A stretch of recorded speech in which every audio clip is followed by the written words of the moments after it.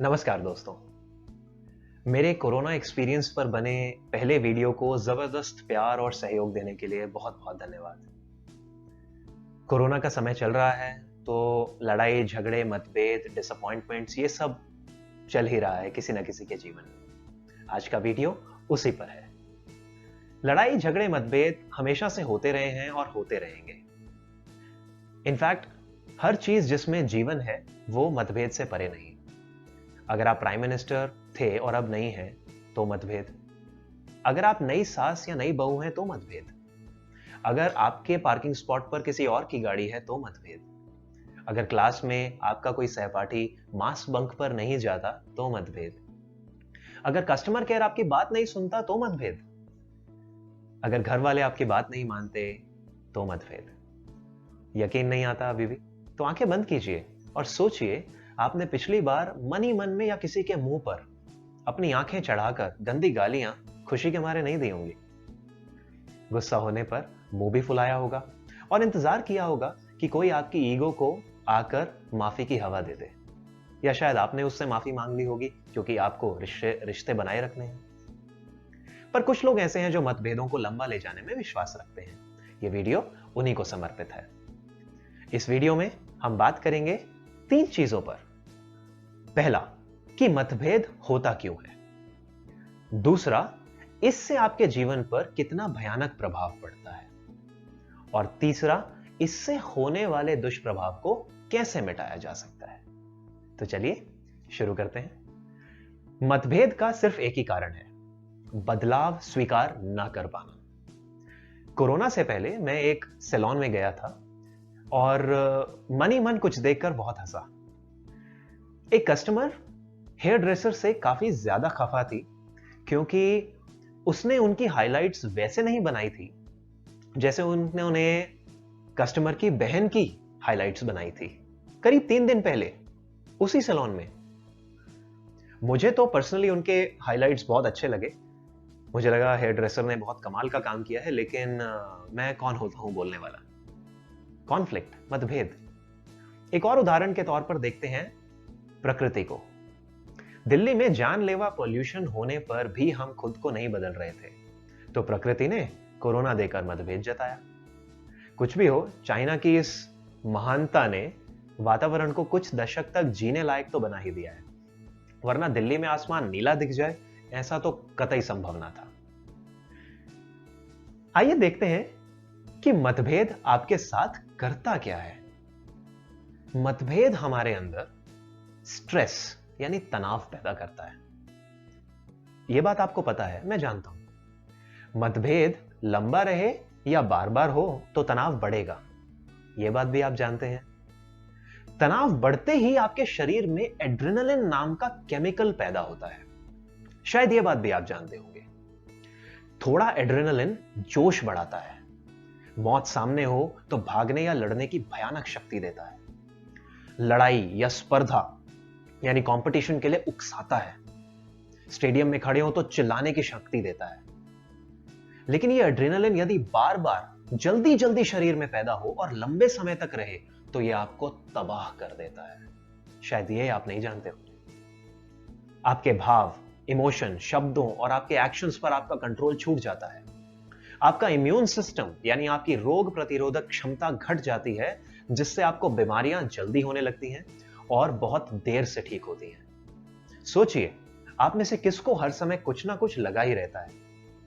महीने में कम से कम एक बार दवाई लेते हैं या हर महीने लगभग डॉक्टर के पास चले जाते हैं। जिन्हें कुछ ऐसा है तो सोचिए थोड़ा सा ज्यादा, क्या आपको किसी ना किसी प्रकार का स्ट्रेस है? शायद आपको इसका उत्तर हां में मिले। पैसों का स्ट्रेस हो सकता है, लड़ाई का स्ट्रेस हो सकता है, बच्चों का हो सकता है और भी ना जाने क्या क्या। थोड़ा गहराई से देखेंगे तो पता चलेगा कि यह सारा स्ट्रेस सिर्फ और सिर्फ बदलाव को स्वीकार ना कर पाने का परिणाम है। क्योंकि आप जब किसी से लड़ते हैं, मतभेद रखते हैं, शायद वो अपने घर जाकर ठीक हो भी जाता हो, लेकिन आप उसी चीज को बार बार सोचते रहते हैं। एड्रेनलिन सिर्फ यहां नहीं रुकता, ये आपकी लव लाइफ को बिगाड़ देता है, आपकी फर्टिलिटी को घटाता है, आप में एंजाइटी यानी चिंता और उत्कंठा को बढ़ाता है, आपके जबड़ों में और जोड़ों में दर्द करता है, दिल की बीमारियों को बढ़ने में आग में घी का काम करता है मोटापा बढ़ाता है, शरीर को बूढ़ा बनाता है, सिनिक बनाता है आपको, निंदक, उदासीन। यदि आपको कभी लगे कि दुनिया बेकार है, तो ध्यान से सोचेंगे तो आप जान लेंगे कि आपका किसी ना किसी के साथ लंबा मतभेद हुआ है और चल रहा है। तभी तो हम किसी के किए हुए धोखे को पचा नहीं पाते। अब मेरे कहने का यह मतलब नहीं है कि किसी के धोखे को पचा जाओ। मेरे कहने का यह मतलब भी नहीं है कि कायर बन जाओ, नहीं। पर अपने मन को हर परिस्थिति में बचाओ, यह है सूत्र। तभी आप कुछ एक्शन ले पाएंगे और अपने लिए अच्छा कर पाएंगे। हर लड़ाई को दोस्तों जीतने का एक अलग तरीका है।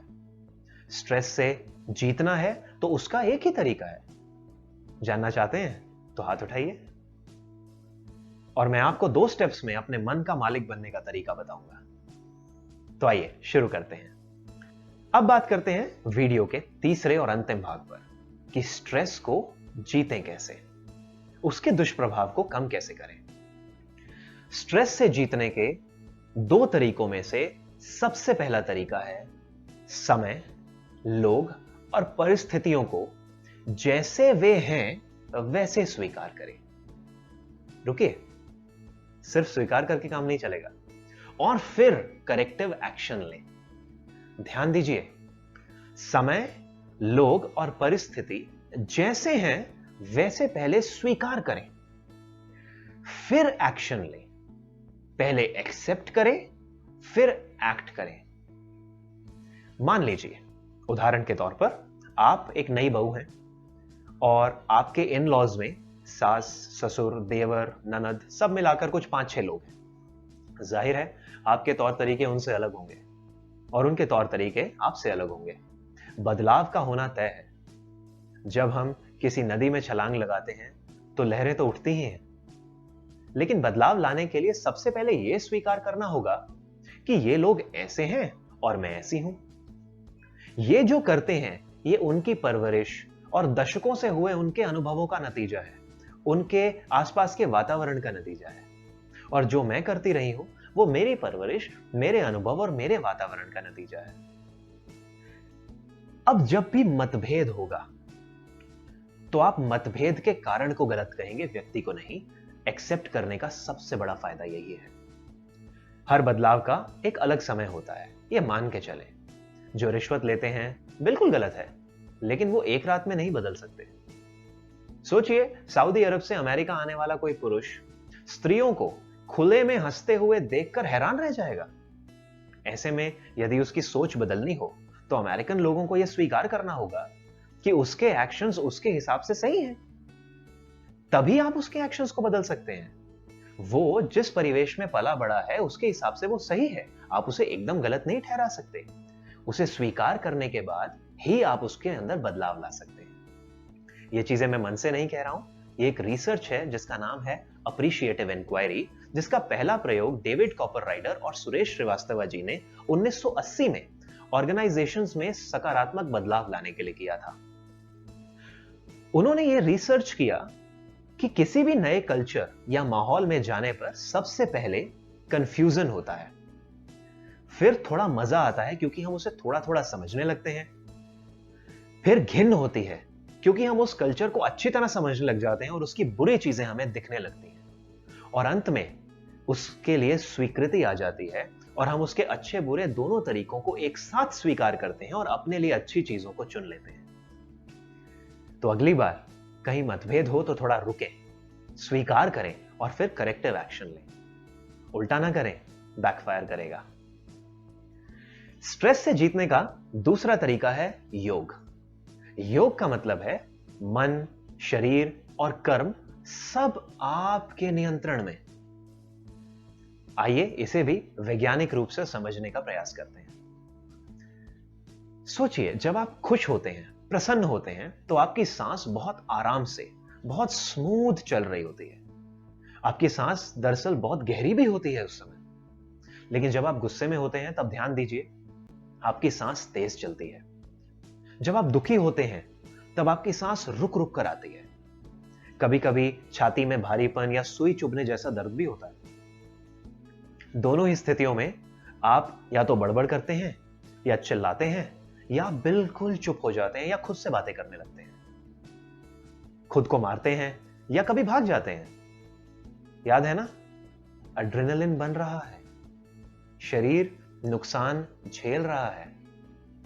ऐसी स्थिति में मन तेजी से गलत विचारों की ओर जाता है। नियमित स्ट्रेस से चेहरे की चमक बिल्कुल चली जाती है, आप सड़ियल बन जाते हैं। लेकिन समझिए, सांस को बदल देने से मन की स्थिति बदल जाती है। तो अगर आप अपनी सांस को बदल पाएं तो आप भी अपने मन की स्थिति को दुख से सुख में परिवर्तित कर देंगे। हर शरीर दोस्तों एक प्राण शक्ति से चलता है और उसकी डायरेक्शन यानी उसकी दिशा यह निर्धारित करती है कि आपके अंदर कौन से इमोशंस, कौन से भाव ज्यादा होंगे। आइए इसे समझते हैं। स्ट्रेस होने पर आपकी प्राण शक्ति सर की चोटी से रीढ़ के अंत की तरफ जाती है, यानी कि निचली तरफ जाती है। जब ऐसा होता है तो आपके अंदर निराशा, कुछ ना करने की इच्छा, रचनात्मकता का हनन, क्रिएटिविटी का खत्म होना, भूख ना लगना, सेक्सुअल विचारों की अधिकता, आलसी, जेलसी यानी ईर्ष्या, ये सब होता है। आपके सिर में दर्द बढ़ता है। तो योग इसमें क्या मदद करेगा? यह हमारी प्राण शक्ति को रीढ़ से सर की चोटी की ओर निर्देशित करता है। और जब ऐसा होता है तब आपके अंदर प्रेम, टॉलरेंस, एक्सेप्टेंस बढ़ती है। निराशा की जगह आशा और उत्साह बढ़ता है। पढ़ाई में, कुछ सीखने में मन लगता है और जल्दी समझ आने लगता है। एकाग्रता बढ़ती है, कृतज्ञता और रचनात्मकता बढ़ती है। क्रिएटिविटी बढ़ने के साथ आपका सोशल सर्कल भी बढ़ेगा। आपके सिर में दर्द कम होने लगता है, चेहरा चमकता है, मुस्कान बनी रहती है, आप खुश रहते हैं। कभी गुस्सा आ जाए तो 5 मिनट अनुलोम विलोम प्राणायाम करें और उसके बाद 5 मिनट के लिए आंखें बंद करके बैठ जाएं। कभी बहुत गुस्सा हो और चीजें आपके हाथ से निकल रही हो तो 20 बार 2 से 3 राउंड भस्त्रिका प्राणायाम के कर लें और फिर 5 मिनट के लिए बैठ जाएं आंखें बंद करके। जब आप उठेंगे तो आप खुद को गले लगा लेंगे कि जो गलत ख्याल आपको आ रहे थे, आपने वो काम नहीं किया। इन सभी चीजों के लिंक आपको डिस्क्रिप्शन में मिल जाएंगे, आप वहां से जरूर देखिए। दोस्तों, सब कुछ शरीर से ही संबंधित है, क्योंकि हमारे बस में जो थोड़ी बहुत चीज है वो सिर्फ शरीर है। आपका मन किसी की मीठी बातों से थोड़ी देर के लिए तो उत्साहित हो सकता है, लेकिन हमेशा मन को अपने बस में करने के लिए मेहनत तो आपको रोज करनी होगी। तो क्यों ना आप खुद से यह वादा करें कि इन 2 सूत्रों को अपने जीवन में उतारेंगे और तनाव मुक्त जीवन की ओर बढ़ेंगे। अगर आपको यह वीडियो अच्छा लगा तो आप इसे और लोगों तक लेकर जाएं। मैं अपने 2 मित्रों खुशप्रीत सलूजा जो IIM कैलकाटा से मेरे बैचमेट हैं और गणेश शंकर जो MBA के बाद से मेरे मेंटोर हैं, उनको बहुत धन्यवाद देना चाहता हूं जिन्होंने मुझे ये वीडियो बनाने के लिए प्रेरित किया। इस समय गणेश अभी डेंगू फीवर से उबरे हैं और घर में आराम कर रहे हैं। मैं उनको बहुत शुभकामनाएं देता हूं कि वो जल्दी से ठीक हो जाएं। आप भी कमेंट सेक्शन में उनके लिए शुभकामनाएं छोड़ सकते हैं। मैं अपनी पत्नी को भी धन्यवाद करना चाहूंगा जो इस सारे सेटअप के लिए रिस्पॉन्सिबल है, क्योंकि मुझे तो ये सब करना नहीं आता।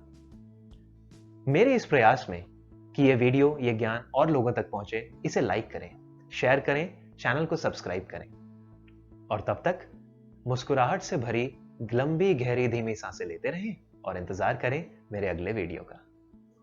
नमस्कार।